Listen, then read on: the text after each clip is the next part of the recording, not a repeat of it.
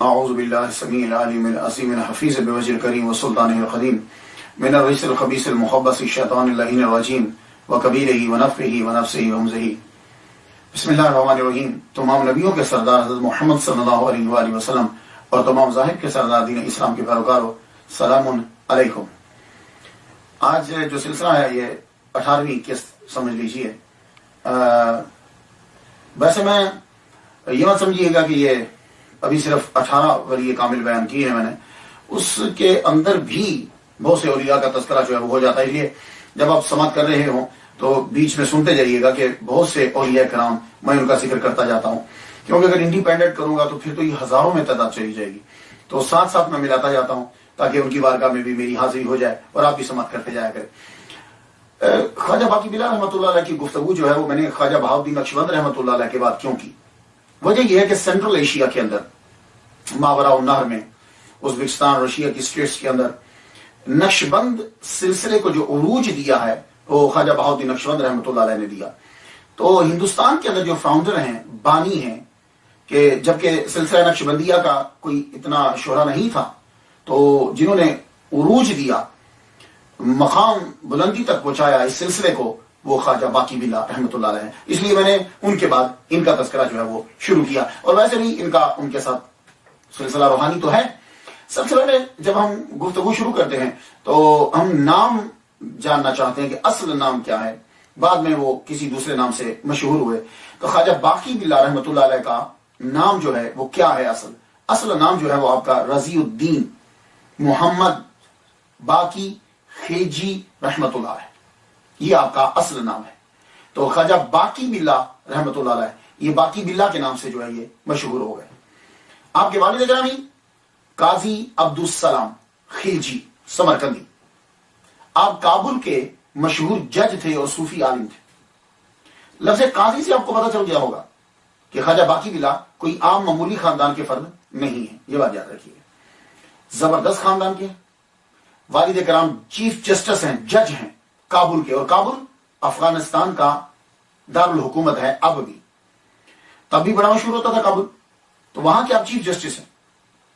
خواجہ باقی بلا رحمۃ اللہ علیہ یہ پیدا بھی افغانستان کے، موجودہ افغانستان کے دارالحکومت کابل کے اندر ہوئے۔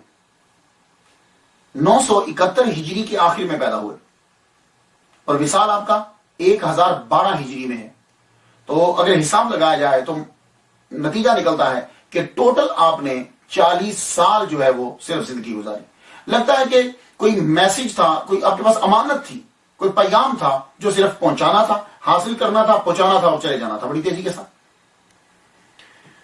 والدہ ماجدہ اور والد دونوں کا بڑا اثر ہوتا ہے بچے کے اوپر، یہ بات یاد رکھیے، دونوں کا بڑا اثر ہوتا ہے۔ اور جتنے یہ ولی کامل مشہور ہوئے نا، آپ جا کے پڑھ لیجئے گا ان کو، غریب نہیں تھے، زبردست خاندان تھا ان کا، اور خود بھی ٹھیک ٹھاک امیر تھے۔ وہ الگ بات ہے کہ دولت کو انہوں نے دل میں آنے نہیں دیا، لیکن مقام ان کا بڑا اعلیٰ ہوتا تھا۔ یا یہ ہے کہ اللہ تعالیٰ ان کو بادشاہ اور عمراء اور فضلاء ان کے مرید بنا دیا کرتا تھا، تو تبھی بہت مشہور یہ پاپولر ہوتے تھے۔ کوئی خال کی کوئی ایک آدھ مثال ہوگی۔ تو خواجہ باقی بلا، اب یہ مت سمجھیے کوئی معمولی خاندان یا غریب تھے، نہیں، ویسے رب تعالیٰ نے بادشاہی میں فقیری عطا فرمائی، اور یہ بڑی بات ہوتی، بادشاہی میں فقیری زبردست ہوتی۔ جیسے ہمارے محمد صلی اللہ علیہ وآلہ وسلم، آپ چاہیں تو آرڈر دیں تو باہر سونا بن جائے، لیکن چولہا نہیں جلتا گھر میں 5 6 دن، تو اسے کہتے ہیں بادشاہی میں فقیر، کہ اختیار ہے لیکن پھر بھی رہنا سادہ حالت کے اندر رہنا۔ آپ کی جب والدہ ماجدہ کی طرف دیکھا جاتا ہے تو وہ سید خاندان سے تعلق رکھتی ہیں۔ عبید اللہ احرار بہت بڑے بزرگ گزرے ہیں، یہ ان کے خاندان سے یہ تھی۔ اور یہ جو عبید اللہ احرار ہیں یہ بھی بہت بڑے بزرگ گزرے ہیں۔ 806 ہجری میں یہ تاشقند میں پیدا ہوئے۔ جب آپ پیدا ہوئے تو 40 روز تک آپ نے اپنی والدہ ماجدہ کا دودھ نہیں پیا پیدائش کے بعد۔ آپ جانتے کیوں؟ اس لیے کہ وہ جو ولادت کے 40 روز ہوتے ہیں، بچہ پیدا ہونے کے 40 دن بعد جو ہے وہ نماز عورت نہیں پڑھ سکتی۔ میری بات سمجھیں؟ تو نماز کے لیے طہارت ضروری ہوتی ہے، تو وہ 40 دن تک وہ نماز نہیں پڑھ سکتی۔ تو جب تک نماز نہیں پڑھ سکتی تھی، اتنے بڑے بزرگ ہیں عبید اللہ احرار رحمۃ اللہ علیہ کہ آپ نے اتنے دن تک اپنی والدہ ماجدہ کا دودھ نہیں پیا۔ اللہ اکبر جل شان۔ اور جب والدہ ماجدہ نے غسل طہارت فرمایا اس کے بعد جو ہے وہ والدہ ماجدہ کا دودھ پینا شروع کر دیا۔ عبید اللہ احرار جو ہیں آپ کے دادا حضرت شہاب الدین وقت کے قطب تھے۔ آخری وقت میں آپ نے اپنے پوتوں کو بلایا، اپنے پوتوں کو بلایا۔ عبید اللہ احرار کم سن تھے، جب یہ آئے تو آپ کھڑے ہو گئے، قریب بٹھا دیا، اللہ اکبر جل شان، اور فرمایا کہ مجھے حضور صلی اللہ علیہ وآلہ وسلم نے بشارت دی ہے کہ یہ پیر عالم ہوگا۔ آپ نے تعلیم حاصل کی، اس کے بعد آپ نے تجارت شروع کر دی۔ تعلیم جتنی اس دور کے اندر جو مروجہ تعلیم ہوتی تھی، جب تعلیم کا نام لیا جاتا ہے، آج کل تو فرق ہے نا کہ یہ جناب یہ سائنس کی تعلیم ہے، یہ ریاضی کی ہے، یہ تعلیم جو ہے یہ مولویوں کی ہے، فرق ہے۔ تب مدرسہ ہی ہوتا تھا، پڑھنے کے لیے لوگ جاتے ہیں، اس کے اندر ساری چیزیں پڑھائی جاتی تھی۔ اب جیسا بچہ ہوتا تھا ویسا وہ علم حاصل کر لیتا تھا۔ تو اس لیے پرانے مسلمانوں کے خاص کر کے ممالک کے اندر تو جب وہ پڑھنے جاتے تھے تو اس کے اندر قرآن حدیث یہی ہمارا نصاب تھا، دوسرے علوم بھی اس کے ماتحت جو ہے وہ پڑھائے جاتے۔ تو عبید اللہ احرار جب تعلیم حاصل کر لیا آپ نے، اس کے بعد تجارت شروع کر دی۔ تجارت شروع کی تو کسی نے حضرت یعقوب چرخی رحمۃ اللہ علیہ کا بتایا، یہ ان کے پاس گئے، کسی نے ذکر شروع کی۔ وہاں جب پہنچے انہوں نے یوں دیکھا تو قریب بلا لیا، قریب بلا کر خواجہ بہاؤالدین نقشبند رحمۃ اللہ علیہ کا تذکرہ شروع کر دیا۔ کن کے آگے؟ عبید اللہ احرار رحمۃ اللہ علیہ کے آگے۔ تو جب ان کا تذکرہ شروع کیا تو کہنے لگے میں ان سے ملا ہوں، اللہ اکبر اللہ شاہ، میں ان سے ملا ہوں۔ تو جب میں ان کے پاس گیا تھا تو انہوں نے میرا ہاتھ اپنے ہاتھ میں لیا اور میرے ہاتھ کو کہا تھا کہ یہ میرا ہاتھ ہے۔ یعنی یعقوب چرخی رحمۃ اللہ علیہ یہ کہہ رہے ہیں عبید اللہ احرار رحمۃ اللہ علیہ سے کہ خواجہ بہاؤالدین نقشبند رحمۃ اللہ علیہ نے میرا ہاتھ اپنے ہاتھ میں پکڑ کر فرمایا تھا کہ یہ تیرا جو ہاتھ ہے یہ اصل میں میرا ہاتھ ہے۔ اور اللہ نے ان کو اتنی طاقت عطا فرمائی کہ فرماتے ہیں کہ اگر میں کسی بادشاہ کی طرف خط لکھ دوں، ذرا دیکھ لیجیے آپ کہ جس ہاتھ کو حضرت بہاؤالدین نقشبند رحمۃ اللہ علیہ نے اپنا ہاتھ کہا، وہ کہہ رہے ہیں کہ اتنی طاقت عطا فرما دی کہ اگر میں کسی بادشاہ کو اپنے ہاتھ سے خط لکھ دوں تو وہ سلطنت ترک کر کے برہنہ سرو پا میرے آستانہ پہ حاضر ہو جائے، اتنی پاور ہے۔ تو یہاں میں یہ حضرت خواجہ یعقوب چرخی رحمۃ اللہ علیہ عبید اللہ احرار کو کہانی بتلا رہے ہیں۔ لیکن یہاں میں ایک نقطہ عرض کر جاؤں کہ خواجہ بہاؤالدین نقشبند رحمۃ اللہ علیہ نے ان کے ہاتھ کو اپنا ہاتھ قرار دیا تو اس ہاتھ کے اندر اتنی پاور آ گئی کہ اگر وہ اپنے ہاتھ کے ساتھ خط لکھیں اور بادشاہ اس خط کو پڑھ لے تو وہ بادشاہی چھوڑ دے اور فقیروں کے دروازے پہ آ جائے، سر پہ بھی کچھ نہ ہو، تاج بھی اتار دے اور جوتے بھی اتار دے۔ تو بس ایک جملہ کہنا چاہتا ہوں اور آپ اس جملے کو سمجھ جاؤ گے، آپ ذہین ہو، جس کو بہاؤالدین نقشبند رحمۃ اللہ علیہ ہاتھ کو اپنا ہاتھ کہہ دے کہ یہ میرا ہاتھ ہے، اس میں تو اتنی پاور ہو، عثمان غنی کے ہاتھ کا عالم کیا ہوگا؟ بس یہ اشارہ دینا چاہتا تھا کہ پھر اس ہاتھ کا عالم جو ہے وہ کیا ہوگا۔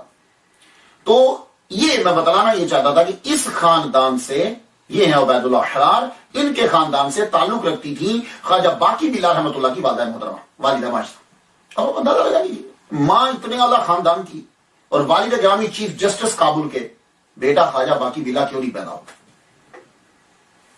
5 سال کی عمر میں اصل میں یہ عمر ہوتا ہے، صحیح پروننسیشن عمر ہے، عین کے اوپر پیش، میم کے اوپر بھی پیش، عمر۔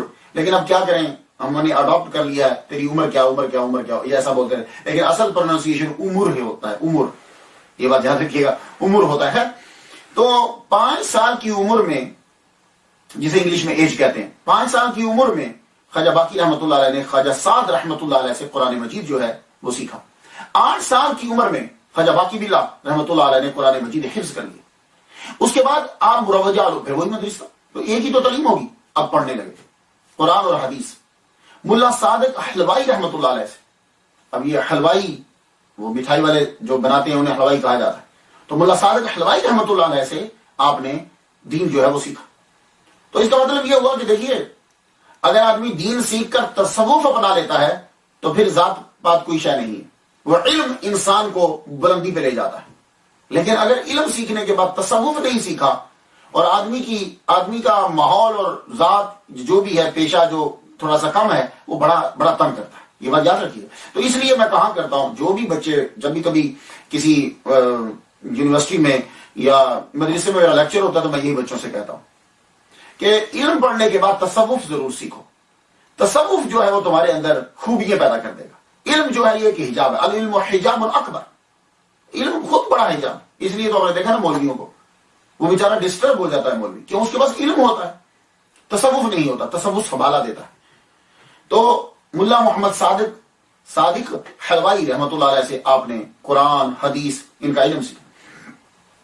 انہی کے ساتھ ہی پھر آپ اپنے استاد ملا صادق حلوائی رحمت اللہ کے ساتھ ہی ماورا النہر سینٹرل ایشیا کی طرف آگے آپ چلے گئے.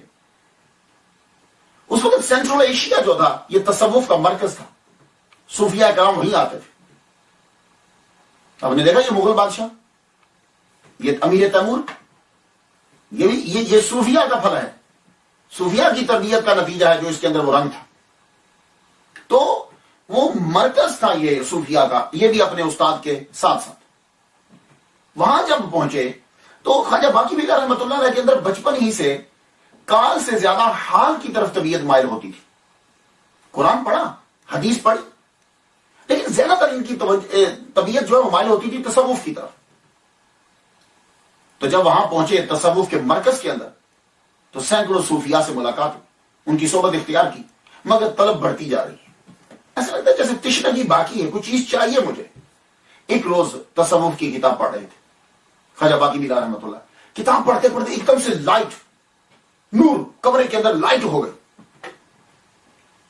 اس لائٹ کا کمرے میں آنا تھا کہ کیفیت عجیب ہو گئی. سب کچھ چھوڑ چھاڑ دیا.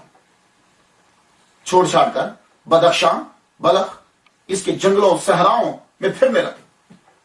جو کوئی مجذوب نظر آتا خواجہ باقی بلا اس مجذوب کے پیچھے بھاگنے لگ جاتا. اس کے پیچھے رہے. زیادہ تر آپ نے زندگی مجذوبوں کے پیچھے گزاری.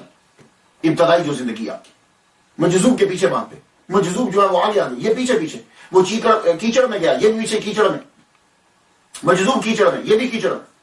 مجذوب جو ہے وہ بھاگ رہا ہے یہ بھی پیچھے جا رہے ہیں. پیچھا نہیں چھوڑتے تھے. مجذوب ان مجذوبوں کے پیچھے پیچھے چلتے چلتے لاہور پہنچ گئے.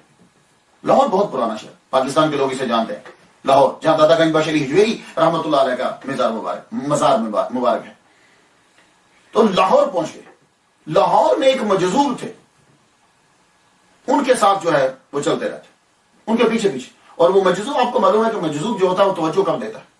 وہ توجہ نہیں دیتا. وہ اپنے حال میں گم رہتا ہے. اس کو دنیا کی خبر ہی نہیں ہوتی. یہ ان کے پیچھے پیچھے 1 سال گزر گیا. سردی ہے سردی کی فکر نہیں. گرمی ہے گرمی کی فکر نہیں. اور خواجہ باقی بلا اس مجذوب کے پیچھے پیچھے لاہور کے اندر.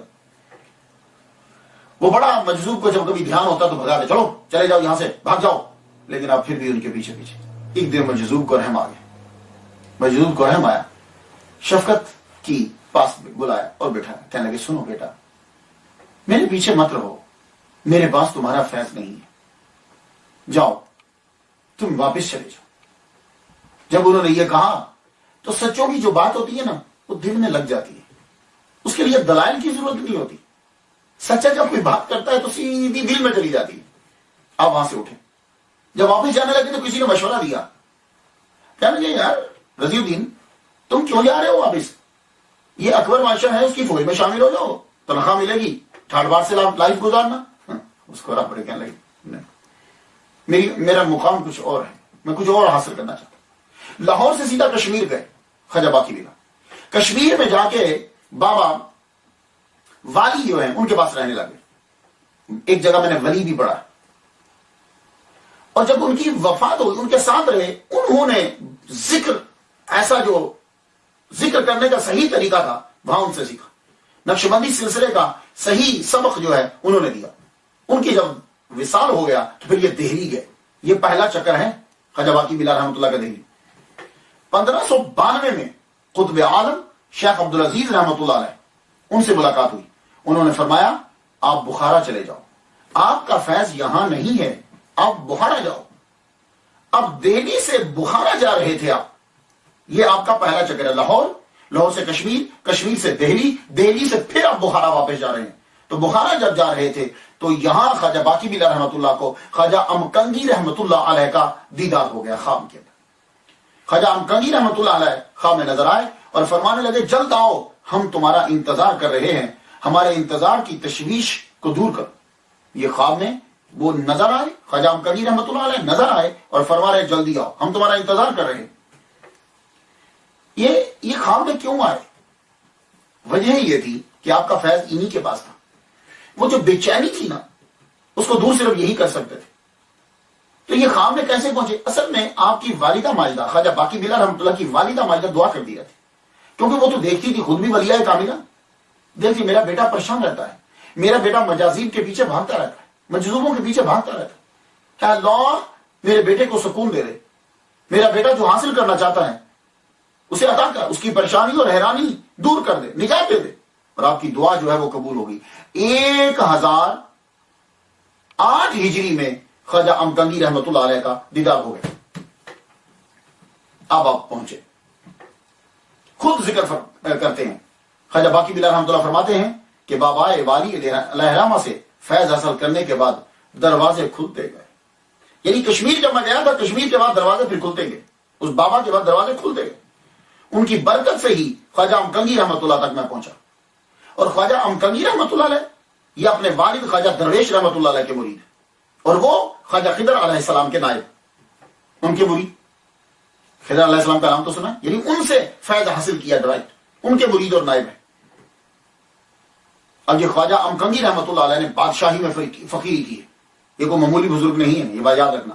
ہم لوگ سمجھتے ہیں یہ غریب لوگ ہوتے تھے نا، اصل میں وہ تاریخ جو ہے نہ تو ہم جانے کی کوشش کرتے ہیں اور نہ ہی ہمیں بتلایا جاتا ہے. یہ زبردست اپنے وقت کے صحیح ججر بندے تھے. آج تک جو ان کا نام زندہ ہے، اس دور میں یہ کتنے مشہور ہوں گے، ورنہ وقت جو ہے وہ چھوٹے موٹے ناموں کو ویسے ہی مٹا دیتا ہے. خواجہ امکنگی رحمت اللہ علیہ اللہ اکبر بادشاہی میں فقیری. وہ کس طرح؟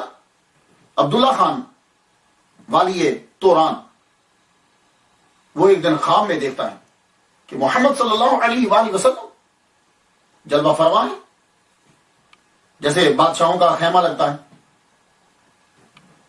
تو باہر ان کے ایک بزرگ کھڑے ہیں، ہاتھ میں عصا لیے. وہ بزرگ کیا کرتے ہیں کہ جو آدمی باہر سے آتا ہے اس کا میسیج اندر لے کر جاتے ہیں حضور صلی اللہ علیہ وسلم کے پاس، اور حضور صلی اللہ علیہ وسلم جو جواب دیتے ہیں وہ لے کر آگے باہر بتاتے ہیں. عبداللہ خان والی توران نے دیکھا کہ وہ بزرگ اندر گئے اور واپسی میں تلوار لا کے انہوں نے عبداللہ خان کو دی. عبداللہ خان اور کہا کہ حضور صلی اللہ علیہ وآلہ وسلم نے یہ تلوار تم کو عطا کی ہے. اب عبداللہ خان کے سامنے وہ نقشہ جو ہے وہ چہرہ جو دیکھا تھا خواب میں وہ آیا. صبح اٹھ کے لوگوں سے پوچھتا ہے رات میں نے خواب دیکھا ہے کہ محمد صلی اللہ علیہ وآلہ وسلم نے مجھے تلوار عطا فرمائی ہے، اور تلوار ایک بابا کے ذریعے سے دی ہے، وہ بابا کی شکل ایسی ایسی ہے. تو لوگوں نے جب سنا تو جنہوں نے خواجہ امکنگی رحمت اللہ علیہ کی زیارت کی ہوئی تھی انہوں نے بتایا تو خواجہ امکنگی رحمت اللہ علیہ ہیں. اچھا، اب والی توران وہ عبید اللہ خان خود چل کر دروازے پہ گیا. جب چہرہ مبارک دیکھا تو واقعی وہی تھے محمد صلی اللہ علیہ وسلم کے دروازے پہ جو کھڑے ہوئے. مرید ہو گیا. اب والی ہے، حکمران ہے، حاکم ہے، لیکن دن میں 2 مرتبہ آپ کے دروازے پہ حاضری دیتا ہے. یہ ہے خواجہ امکنگی رحمت اللہ.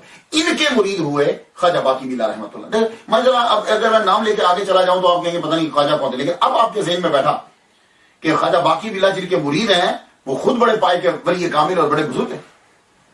تو خواجہ امکنگی رحمت اللہ علیہ کے پاس جب یہ پہنچے، صرف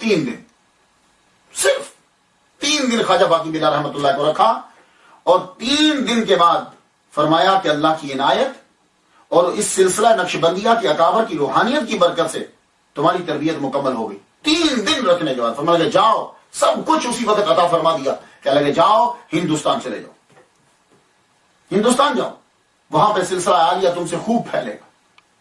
اور فرمایا ہندوستان میں ایک شہباز تمہارے ہاتھ لگے گا. یہ پہلے سے بتلا دی.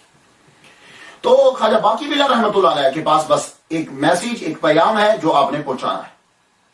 وہ جتنا کچھ آپ نے حاصل کیا، پیر نے ڈیوٹی لگا دی کہ شہباز تمہارے ہاتھ لگے گا، جاؤ اب چلے جاؤ. تو ہندوستان کے اندر سلسلہ نقشبندیہ کو پھیلانے کے لیے اب خواجہ باقی بلا رحمۃ اللہ علیہ تشریف لائے. اب یہ دوسری بار ہے آپ کی، اب لاہور تشریف لا رہے ہیں پیر کے کہنے پر. 1 سال لاہور میں قیام کیا. لاہور کتنا زبردست عظیم شہر ہے. میرا تو بچپن وہاں گزرا ہے. جامع نعیمیہ پیدائش ہے، پڑھنا سارا کچھ میرا جامع نعیمیہ لاہور ہی سے ہے. لاہور اتنا بڑا شہر ہے کہ کئی ولیوں کے قدم جو ہیں وہ اس شہر میں لگے. داتا گنج بشری جویری رحمۃ اللہ علیہ کے صدقے سے، ان سے پہلے بھی بعد میں بھی. 1 سال تک خواجہ باقی بلا رحمۃ اللہ علیہ نے لاہور میں قیام کیا. شہرت، عمرا، فضلا، علماء ہر ایک آپ کے در پہ آتا ہے. سب لوگ آتے ہیں، سعادت حاصل کرتے ہیں. لیکن آپ دیکھتے رہتے ہیں، دیکھتے رہتے ہیں. وہ گوہر نہیں مل رہا کہ جس کی تلاش ہے. وہ گوہر نہیں مل رہا جس کی تلاش ہے. لیکن لاہور میں ہر ایک آدمی آپ کا دیوانہ ہے. وہ کیا کسی نے کہا چھ بادہ ایست، کیا نشاش جہاں مست است، زمانہ مست، زمین مست، آسماں مست است. ہر ایک آدمی دیوانہ آپ کا. لیکن آپ کسی کی طرف جھک نہیں رہے تو آپ ایک گوہر کی طرح. 1 سال کے بعد لاہور چھوڑ دی. لاہور چھوڑ کر آپ دہلی تشریف لے گئے. 3 سال کا عرصہ جو ہے وہ آپ نے گزارا ہے. عوام کیا، خواص کیا، سب مشہور ہو گئے. دہلی میں جا کے بھی پھر مشہور ہو گئے. آپ کے دربار میں ہر آدمی حاضری دیتا، حتیٰ کہ استاذ المحدثین جنہوں نے حدیث پہنچائی ہندوستان کے اندر، شاہ عبد الحق محدث دہلوی رحمۃ اللہ علیہ بھی آپ کے دربار میں حاضر ہوتے تھے. خواجہ باقی بلا رحمۃ اللہ علیہ کے در پہ حاضری دیتے. اور ایک مرتبہ آپ نے فرمایا خواجہ باقی بلا رحمۃ اللہ علیہ کے بارے میں کہ یہ اللہ کا بھید اور اس کا نور ہے. اللہ اکبر. یہ جملہ ہی کافی ہے. اللہ کا بھید، خدا کا نور ہے. دہلی میں آپ رکے. اب دہلی میں آپ کے معمولات کیا تھے؟ یہ دیکھیے، یہ جو چیزیں ہوتی ہیں ان کے اندر سے آپ نے عکس کرنا ہوتا ہے.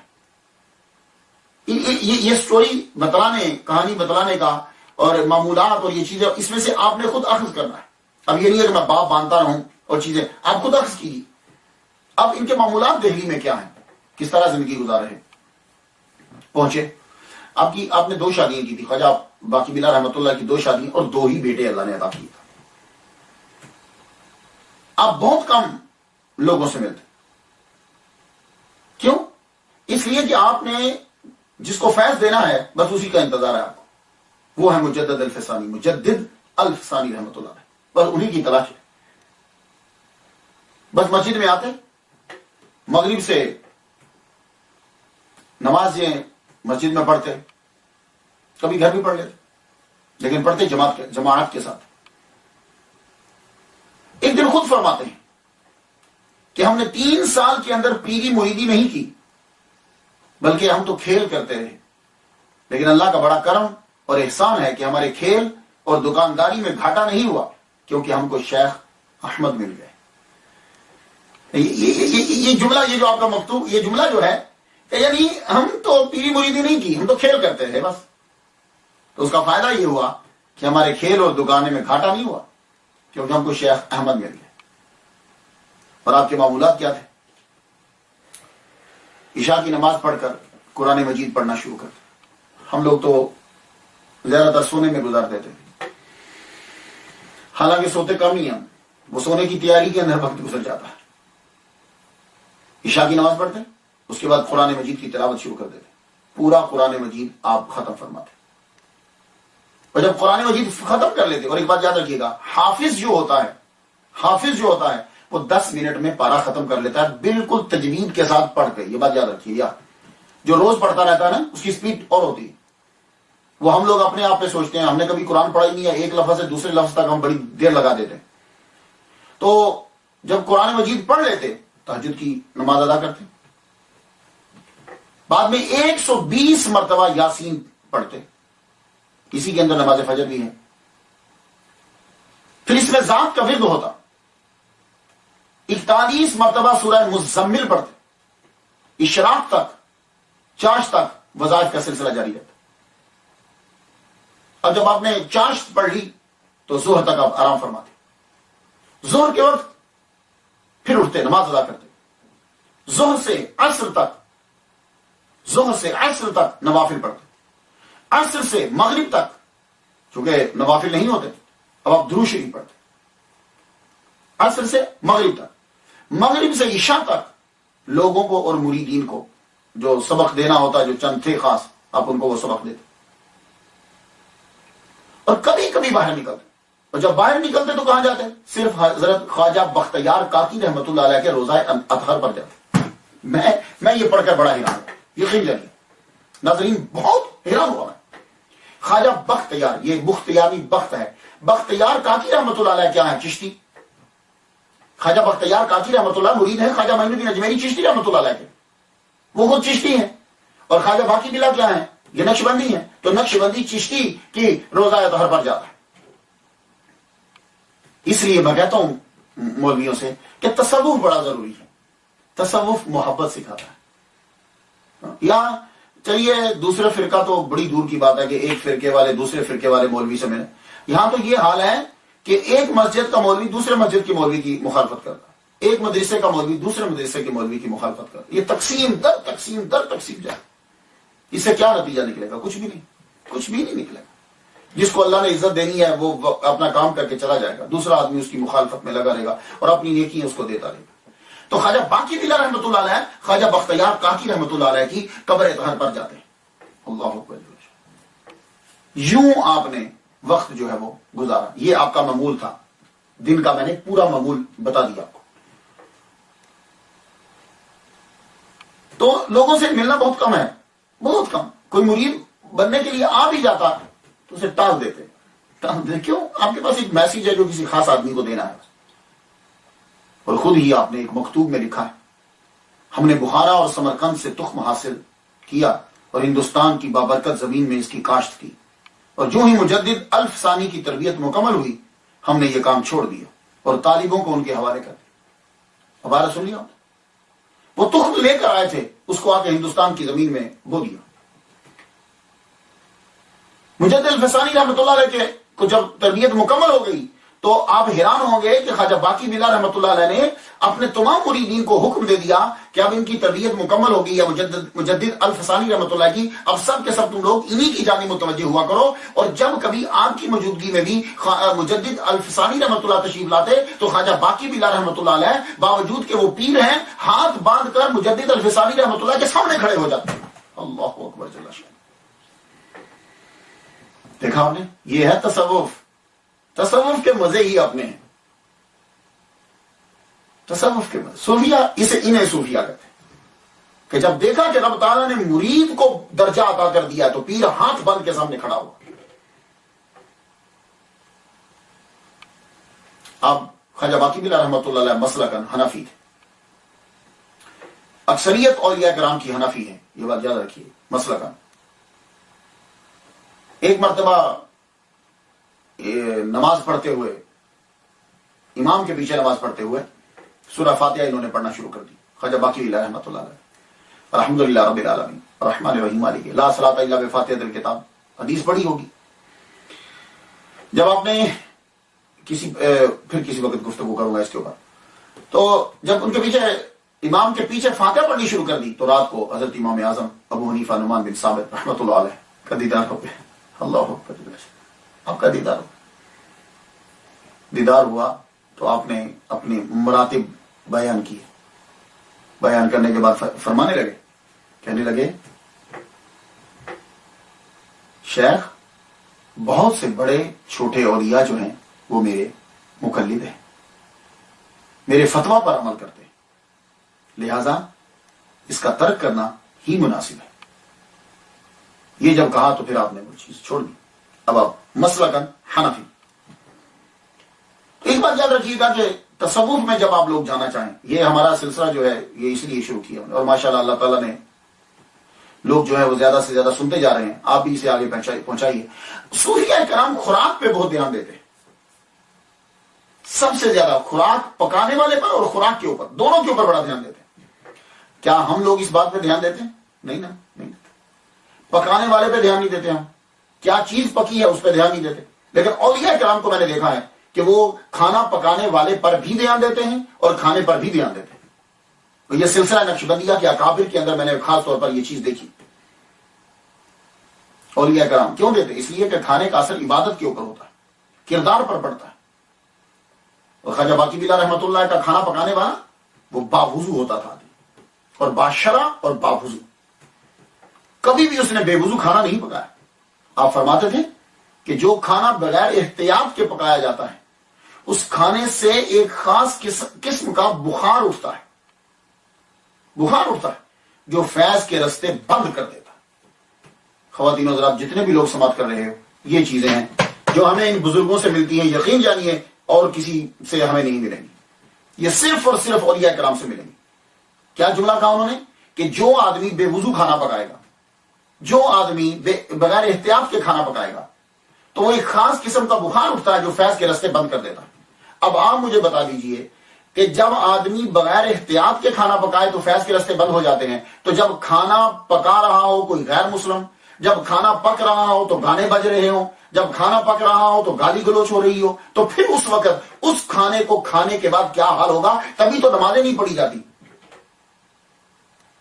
یہ خاص بات ہے خواجہ باقی بلا رحمۃ اللہ علیہ کی سیرت کے اندر، اور میں سمجھتا ہوں کہ یہ ہمارے لیے بڑا زبردست سبق ہے سننے والوں کے لیے کہ ہمیں اپنے کھانا پکانے والے پر بھی دھیان دینا اور کھانے کے اوپر بھی دھیان دینا۔ اور اللہ تعالیٰ کا قرب تبھی حاصل ہوتا ہے جب اس کی مخلوق سے پیار کیا جائے۔ دل صرف انسان کے اندر ہی نہیں ہے، دل جانوروں میں بھی ہوتا ہے۔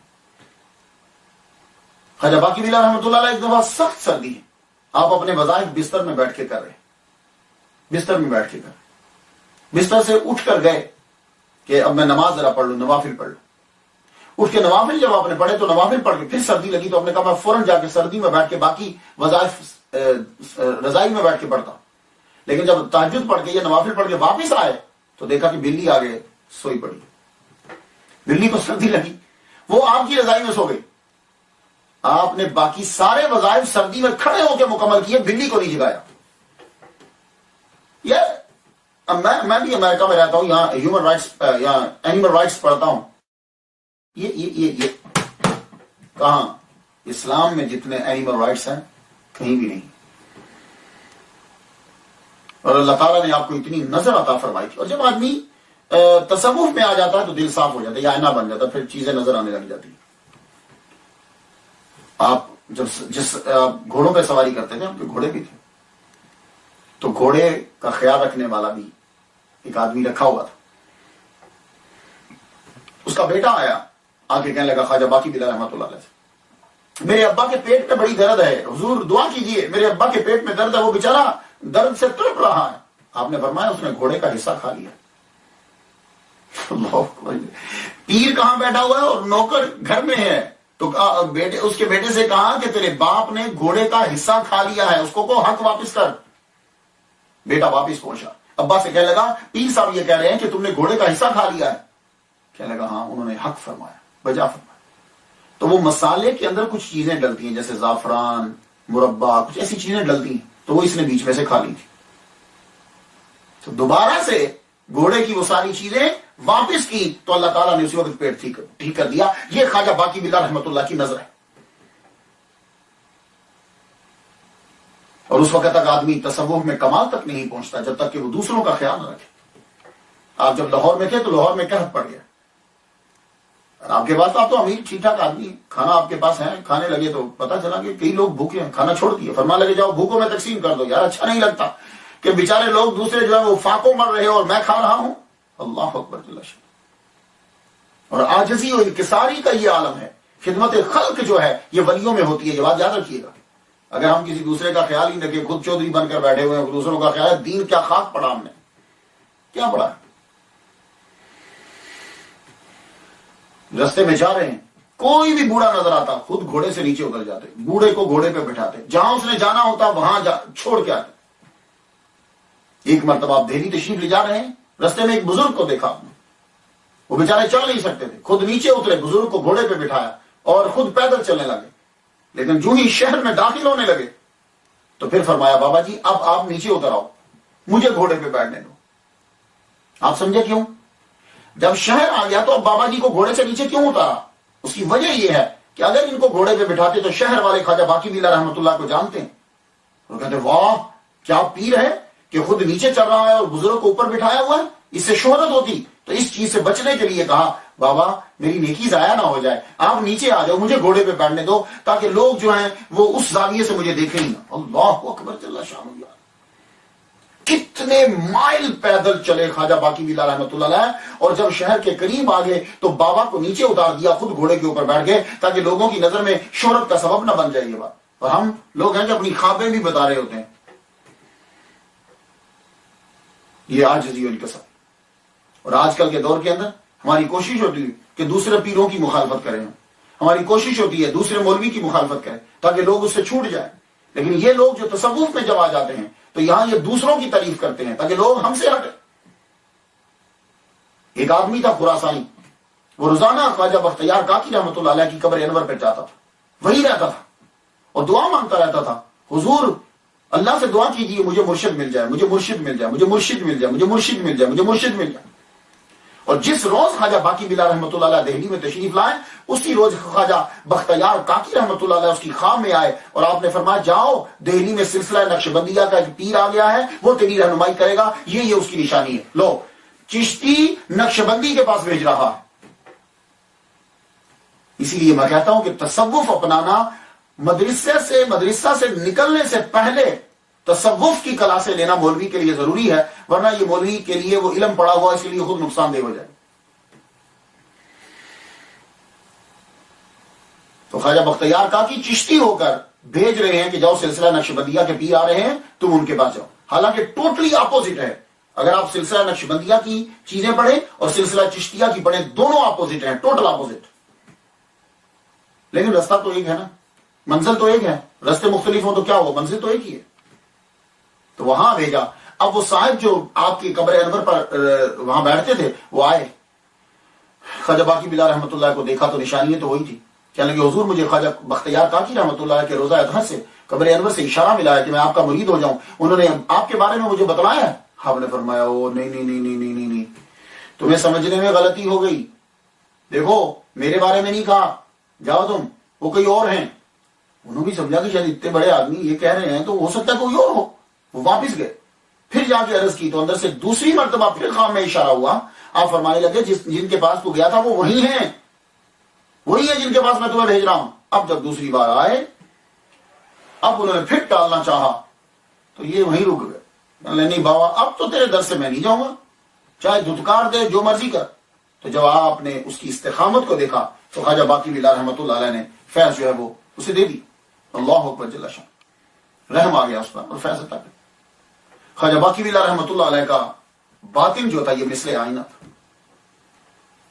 جب کہیں جاتے نماز پڑھنے کے لیے کھڑے ہوتے تو آپ کی کوشش ہوتی کہ آپ کے دائیں اور بائیں مشائخ کھڑے ہوں، یعنی جو آپ کے خلفاء میں سے ہیں، ہائی رینک ہے جن کا، وہ کھڑے ہوں دائیں اور بائیں۔ یہ خاص اہتمام کیا جاتا۔ کیوں خواجہ باقی بلا ایسا کیوں کرتے تھے؟ بعض اوقات تو ایسا ہوتا تھا کہ آپ مسجد میں نماز پڑھنا ترک کر دیا آپ نے، کیوں؟ اس لیے کہ دائیں اور بائیں کھڑے ہوئے آدمی جو چیز وہ نماز میں سوچتا تھا وہ آپ کے دل پر اسی وقت ظاہر ہو جاتی تھی اور آپ کی طبیعت بے چین ہو جاتی، کیونکہ یہ ضروری تو نہیں کہ نماز کے اندر آدمی اچھی چیزیں سوچ رہا ہے۔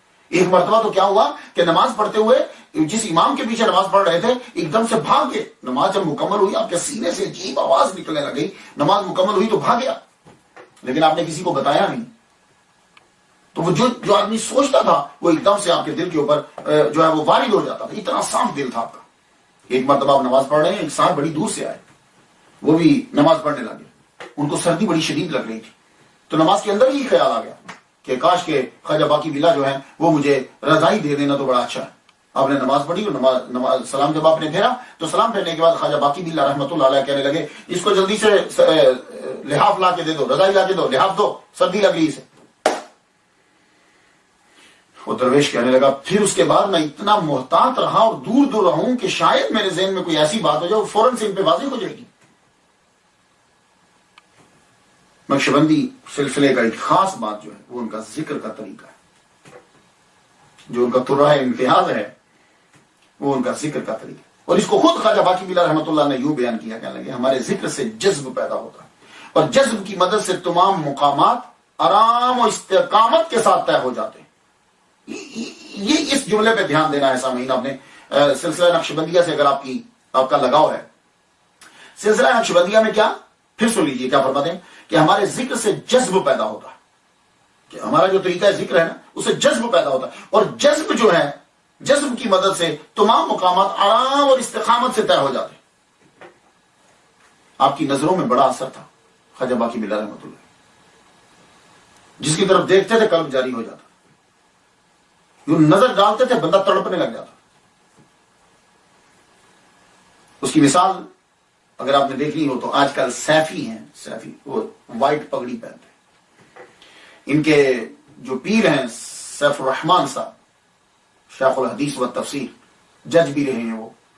میں بڑی پرانی بات ہے کہ پشاور میں تقریر کرنے کے لیے جب گیا تو غلام مرتضیٰ صاحب میرے ساتھ تھے، وہ بھی سیفی تھے۔ مجھے کہنے لگے سیف الرحمان تب وہ زندہ تھے، بڑی پرانی بات ہے، یہ میں کوئی 20 سال قبل کی شاید بات کر رہا ہوں گا، یا 20 سال قبل کی بات۔ تو کہنے لگے کہ ملنا ہے آپ نے، میں نے کہا یار کیوں نہیں، اتنا بڑا پڑھا لکھا آدمی ہے تو ضرور ملنا چاہیے۔ میرے 2 جلسے تھے پشاور میں، تو ایک جلسہ میں کر چکا، تو میں نے کہا دن کا ٹائم بہت لمبا ہے تو چلتے ہیں، سب انتظام کر دیا گیا۔ تو بعد میں پتا چلا کہ یہ رستہ جو ہے وہ بڑا خراب ہے، گولیاں ایک طرف دوسری طرف سے چلتی رہتی ہیں تو نہیں جا سکتے۔ میں کہا لیکن ہوا ایسا کہ 12 مارکیٹ سے جب گزر رہے تھے تو ان کے صاحبزادہ جو شیخ الحدیث ہیں ان سے ملاقات ہو گئی۔ تو یہ ہے کہ میں نے سیف الرحمان صاحب کے صاحبزادہ سے ملاقات کی، پھر اس کے بعد یہ راوی ریحان میں جو ہیں خلیفہ صاحب، ان سے بھی میری ملاقات ہے۔ ان کے ہاں جو ہے ایک سلسلہ وہی ہے، ان کے وہ بھی جو سیف الرحمان صاحب تھے وہ بھی یوں دیکھتے تھے جب بندے کو تو اس کا قلب ایک دم جاری ہو جاتا تھا۔ تو کچھ لوگ تو اس کو مذاق سمجھتے ہیں، یہ قلب کو جاری کرنا اور یہ چیزیں، تو میں بھی کہتا تھا یار یہ کیا ہوتا ہے، دیکھتا تو رہتا تھا میں۔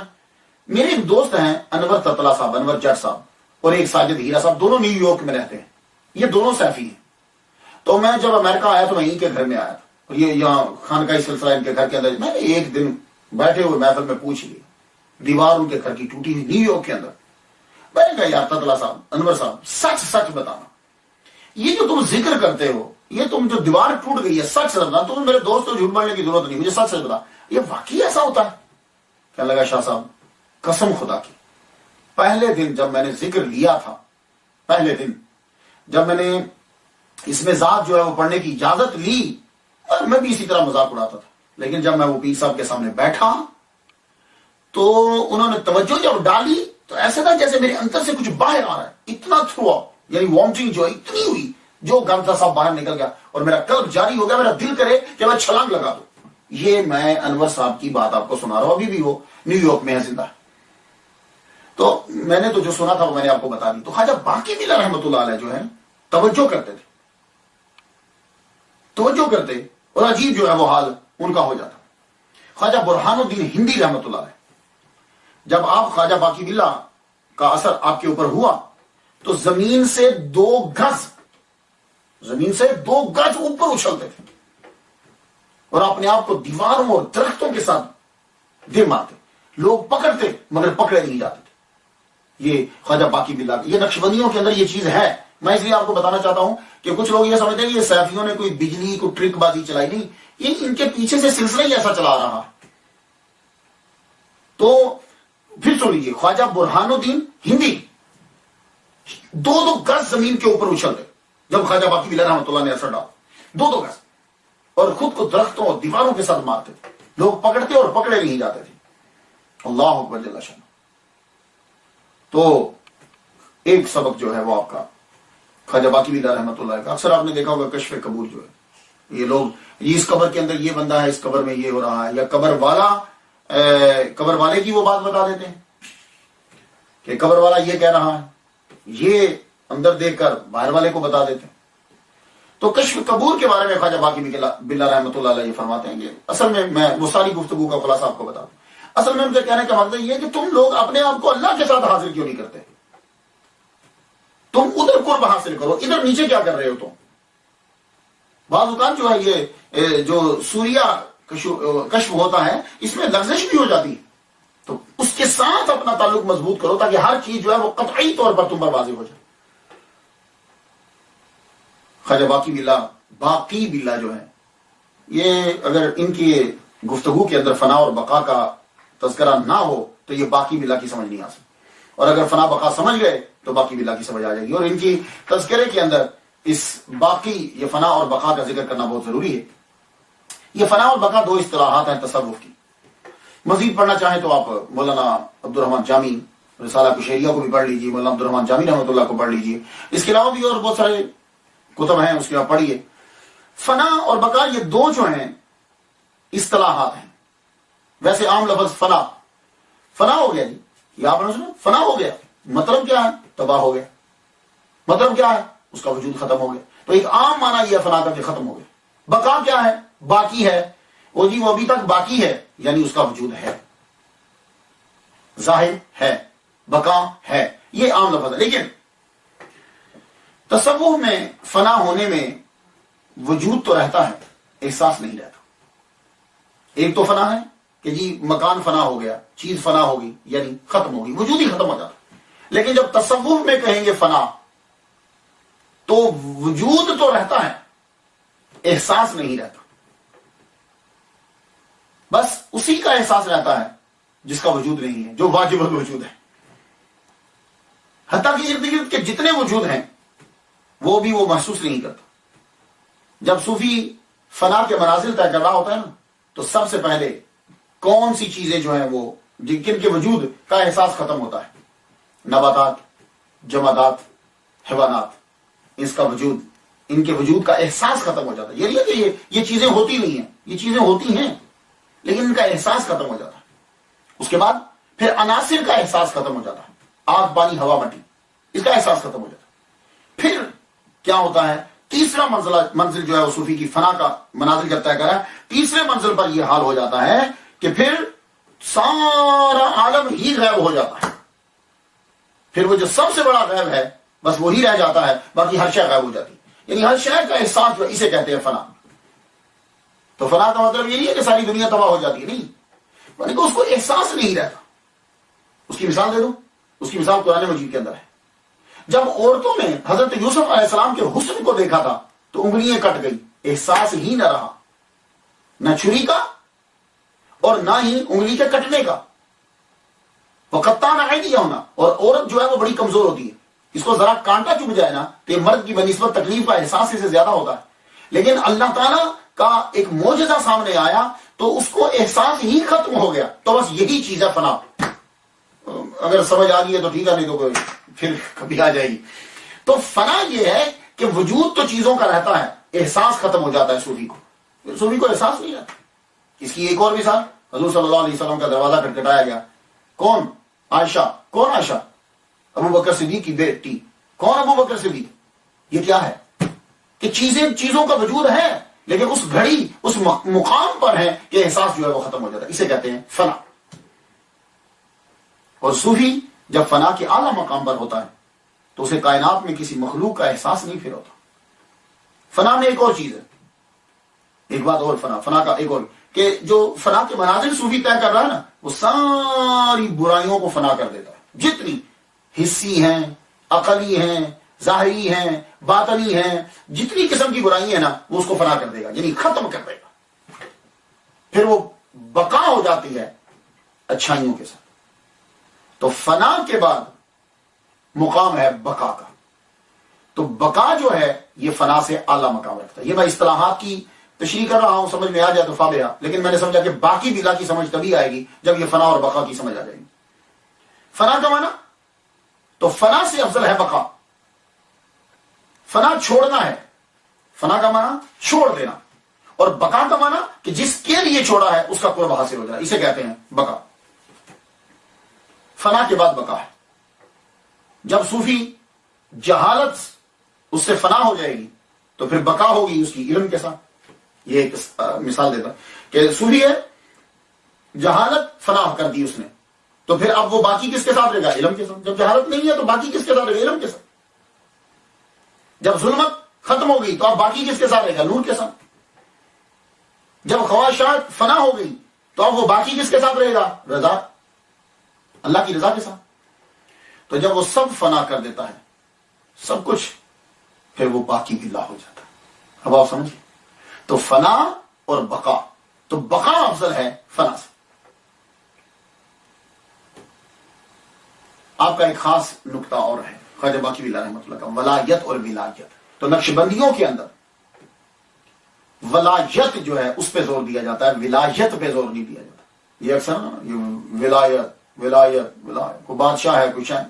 نقش بندیوں کے اندر ولایت پہ غور کیا جاتا ہے اور توجہ دی جاتی ہے، ولایت پہ. ولایت کیا ہے؟ ولایت جو ہے نقش بندیوں کے کی ٹرمنالوجی کے اندر ولایت اس قرب کو کہتے ہیں جو بندہ کو اللہ کے ساتھ ہے، اسے کہتے ہیں ولایت.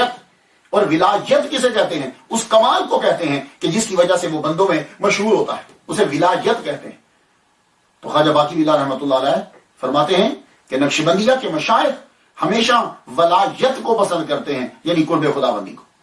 وہ بھاگتے ہیں دور کرامتوں سے. خواجہ باقی باللہ رحمۃ اللہ علیہ نے توحید پر خالص توجہ دی. ولی صوفی بن نہیں سکتا، ولی بن نہیں سکتا جب تک اس کے اندر توحید نہیں ہوگی. اور خالص توحید صوفیوں کے اندر ہوتی ہے، خالص توحید ہوتی ہے. یہی وجہ وہ کسی دوسرے صوفی کی مخالفت نہیں کرتے، کیونکہ ان کا اللہ پہ بھروسہ ہوتا ہے. آپ نے فرمایا خواجہ باقی باللہ رحمۃ اللہ علیہ توحید کا علم سیکھنا بہت ضروری ہے. یہ بات یاد رکھیے، توحید کا علم سیکھنا بہت ضروری ہے. اور توحید ہے کیا؟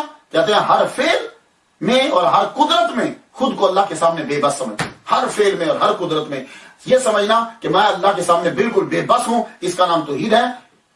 فعال لما یرید، اللہ جو چاہتا ہے وہ کرتا ہے.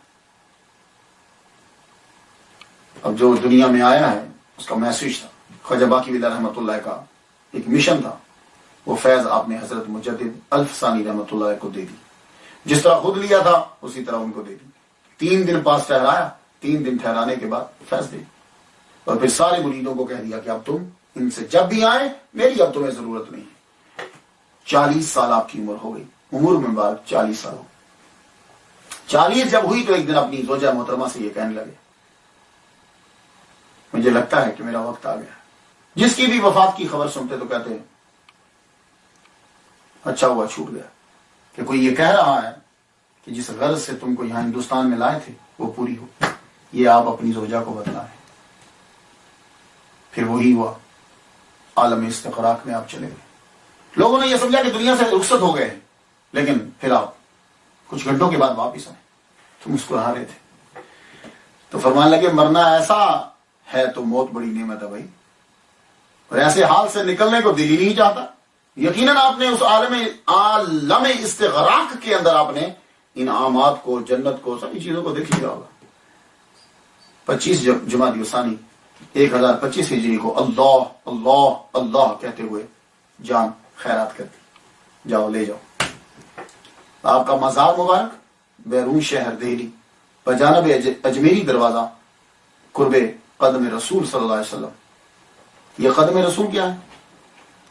فیروز شاہ تغلق کے دور میں مخدوم جہانیہ جہاں گشت شاہ جلال الدین بخاری رحمۃ اللہ علیہ مصر سے حضور صلی اللہ علیہ وآلہ وسلم کے قدم مبارک کا نشان لے کر آئے تھے. اس کو جب لے کر آئے تو یہاں لا کے رکھ دیا اور اس کے ارد گرد عظیم الشان عمارت بنا دی. اب جو حضور صلی اللہ علیہ وآلہ وسلم کا قدم مبارک کا نشان وہاں آیا تو جو بڑے بڑے آدمی جو مرتے تھے وہ اپنی قبر اس کے قریب بناتے تھے کہ تاکہ ہم پہ بھی رحمت نازل ہو. تو ایک دن خواجہ باقی باللہ رحمۃ اللہ علیہ اس جگہ پہ گئے تو وہاں بیٹھ کر آپ نے جہاں آپ کی قبر ہے وہاں نفل ادا کیے. 2 نفل پڑھنے کے بعد جب اٹھے تو آپ کے دامن کے ساتھ مٹی لگ گئی. کہنے لگے او لگتا ہے یہاں کی مٹی دامن گیر ہو گئی ہے، یہی قبر بنے گی.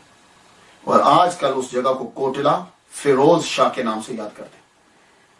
اب اگر آپ جائیں وہاں جا کے دیکھ لیجیے گا. آپ تو مزار کی حالت جو ہے وہ ذرا اتنی کوئی شاندار نہیں ہے، لیکن جب یہ مزار بنا تھا تو آپ کے خلیفہ حسام الدین رحمۃ اللہ علیہ نے، بہت امیر آدمی تھے یہ بھی، انہوں نے آپ کا مزار مبارک اتنا خوبصورت شاندار بنایا. ارد گرد درخت لگوائے، آبشانے بنے. آدمی جب جاتا تھا ایک عجیب منظر ہوتا تھا. مرور زمانہ اب تبدیلی آ گئی، لیکن خواجہ باقی باللہ رحمۃ اللہ کا فیض آج بھی جاری ہے. اور ان کا سب سے بڑا فیض مجدد الف ثانی رحمۃ اللہ علیہ، یہ آپ ہی کے مرید ہیں. آگے پھر نقش بندی سلسلہ جو ہے وہ جاری ہوا. میں تو ان کے لیے فاتحہ جو ہے وہ پڑھ چکا، آپ بھی ان کے لیے فاتحہ جو ہے وہ پڑھ دیجئے. اللہ سے دعا کرتے ہیں کہ اللہ تعالیٰ ہمیں اولیاء کے نقش قدم پہ چلنے کی توفیق عطا فرمائے. اجازت دیجیے، وآخر دعوانا ان الحمد للہ رب العالمین.